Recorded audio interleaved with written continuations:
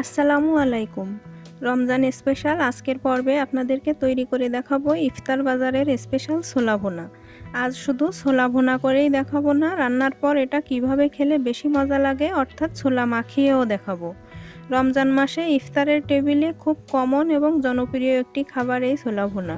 অনেকে অনেকভাবেই এই ছোলাটাকে ভুনা করে থাকে, তবে আমি আমার ঘরে যেভাবে সবসময় তৈরি করে থাকি সেই রেসিপিটাই আজকে আপনাদের সাথে শেয়ার করব। আশা করছি আপনাদের ভালো লাগবে।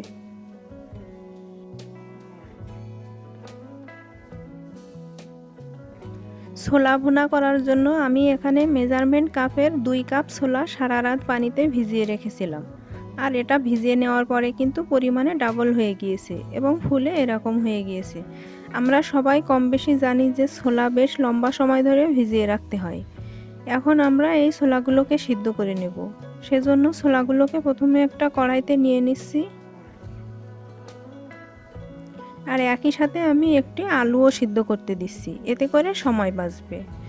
আর সিদ্ধ করার সময় আমাদের পর্যাপ্ত পরিমাণ পানি ব্যবহার করতে হবে, যাতে ছোলাগুলো পানির নিচে থাকে। সেই সাথে দিয়ে দিচ্ছি 1 চা চামচ লবণ। এখন মিডিয়াম আঁচে এই ছোলাগুলোকে আমি সিদ্ধ করে নেব।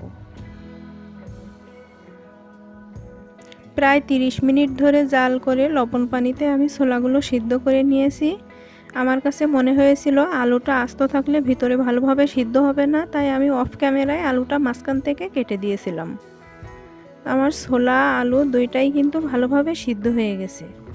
প্রথমে এর থেকে আলুটা তুলে নিচ্ছি। তারপর ছোলাগুলো তুলে আলাদা একটি পাত্রে নিয়ে নিচ্ছি। ছোলা ভেজানো থেকে শুরু করে সিদ্ধ করার এই প্রসেস পর্যন্ত কিন্তু বেশ লম্বা সময়ের, তাই প্রতিদিন রোজা রেখে এই ঝামেলা করার আসলে কোনো মানেই হয় না।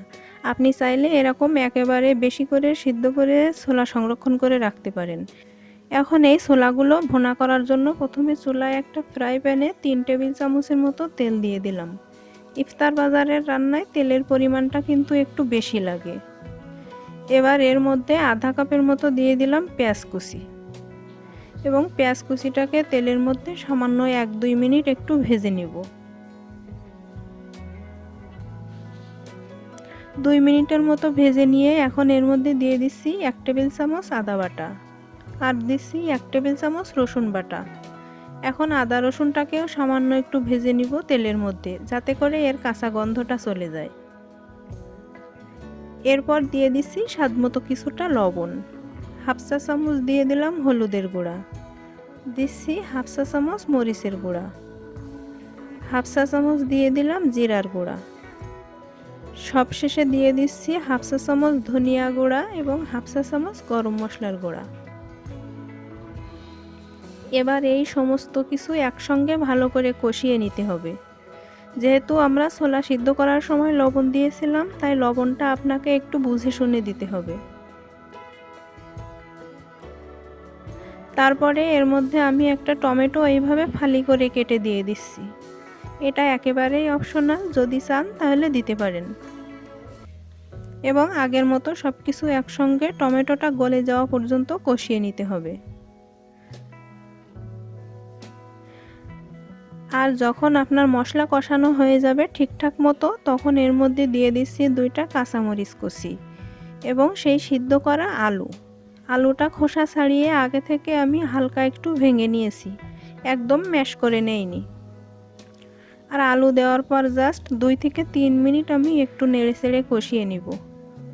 এই আলুটা দেওয়ার কারণে মশলার পরিমাণটা অনেক গাঢ় হয়ে যাবে আর খেতেও কিন্তু অনেক ভালো লাগে। ইফতার বাজারে এভাবেই সাধারণত ছোলা ভুনা করা হয়। এখন এর মধ্যে আমি সিদ্ধ করা ছোলাগুলো দিয়ে দিব।